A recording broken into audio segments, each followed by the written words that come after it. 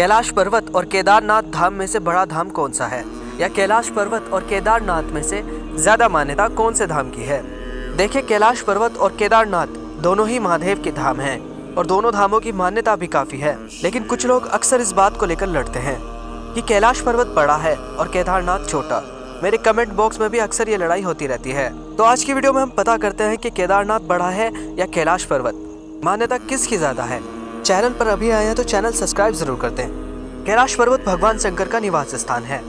भगवान शंकर यहाँ पर अपने पूरे परिवार के साथ रहते हैं। साथ में भगवान शिव के कुछ गण भी रहते हैं। तो सबसे पहले हम जानेंगे कि कैलाश पर्वत की उत्पत्ति कैसे हुई थी। मैं कैलाश पर्वत की उत्पत्ति को 2 पॉइंट्स में समझाऊंगा। हिंदुओं द्वारा सबसे पवित्र माने जाने वाली कैलाश श्रृंखला 300 मिलियन वर्ष पुरानी मानी जाती है, जिसका निर्माण हिमालय पर्वत के निर्माण के प्रारंभिक चरण के दौरान हुआ था। इसकी सबसे ऊंची चोटी 6675 मीटर ऊंची है, जिसे हम कैलाश पर्वत के नाम से जानते हैं। कैलाश पर्वत को भगवान शिव और देवी पार्वती का पवित्र निवास स्थान कहा जाता है। दूसरा पॉइंट मैं हिंदू पौराणिक कथाओं से लेता हूँ। पौराणिक कथाओं के अनुसार विनाश और पुनर्जन्म के देवता शिव कैलाशा नामक इस पवित्र पर्वत पर रहते हैं। माउंट कैलाश को हिंदू धर्म में कई हिस्सों में स्वर्ग कहा जाता है। हिंदू पौराणिक कथाओं के अनुसार यह धरती का केंद्र है। कैलाश पर्वत पर भगवान शंकर अपनी साधना और ध्यान में रहते हैं। कैलाश पर्वत पर बिना उनकी आज्ञा के कोई नहीं जा सकता। यही कारण है कि आज तक कैलाश पर्वत पर कोई नहीं चढ़ सका। आपने कैलाश पर्वत की उत्पत्ति के बारे में जान लिया। अब हम केदारनाथ की ओर बढ़ते हैं।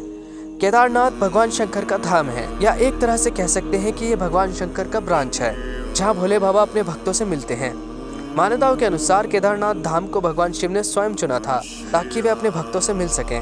केदारनाथ की उत्पत्ति या निर्माण कैसे हुआ। केदारनाथ को पांडवों ने बनवाया था। चूंकि पांडवों पर गुरु हत्या का पाप था, तो इसी पाप को हटाने के लिए पांडवों ने भगवान शंकर की पूजा की थी, जिसके बाद भगवान शिव ने पांडवों को पाप से मुक्त किया था। तभी से भगवान यहाँ विराजते हैं और लोगों को दर्शन देते हैं। केदारनाथ में एक और कहानी विख्यात है, जहाँ भगवान शिव ने पांडवों को भैंसे के रूप में दर्शन दिया था। जब भगवान शंकर धरती में विलीन होने जा रहे थे, तब भीम ने उनकी पूंछ पकड़ ली थी, जिस कारण केदारनाथ के शिवलिंग का आकार पीठ जैसा है। खैर, ये तो उत्पत्ति के बारे में मैंने आपको बता दिया, लेकिन सवाल अब भी वैसा ही है कि केदारनाथ बड़ा है या कैलाश पर्वत। देखिए, कैलाश पर्वत कोई ऐसी वैसी जगह नहीं है। कैलाश पर्वत एक अलौकिक स्थान है, जहाँ भगवान शंकर हमेशा ध्यान में रहते हैं। ध्यान में रहते वक्त वे नहीं चाहते कि कोई उन्हें परेशान करे। और केदारनाथ धाम भोले बाबा ने बनाया ही इसलिए था कि वे भक्तों से मिल सके और उनकी पीड़ा को सुन सके और उनका समाधान कर सके। जहाँ श्रेष्ठता की बात आती है तो कैलाश पर्वत मान्यताओं के मुताबिक श्रेष्ठ है, लेकिन जहाँ भक्तों से मिलने की बात आती है और उनके दुखों को दूर करने की बात आती है, तो केदारनाथ को श्रेष्ठ माना जाता है। कैलाश पर्वत पर जाना हर किसी के लिए संभव नहीं है। हर साल कुछ चुनिंदा लोग ही कैलाश पर्वत की यात्रा कर पाते हैं, लेकिन केदारनाथ पर सभी लोग जा सकते हैं।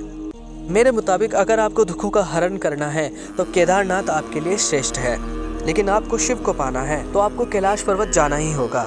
वहाँ पर कोई इच्छा लेकर मत जाना। भोले बाबा बिना मांगे आपको सब दे देंगे, लेकिन बस एक बार कैलाश के दर्शन हो जाए।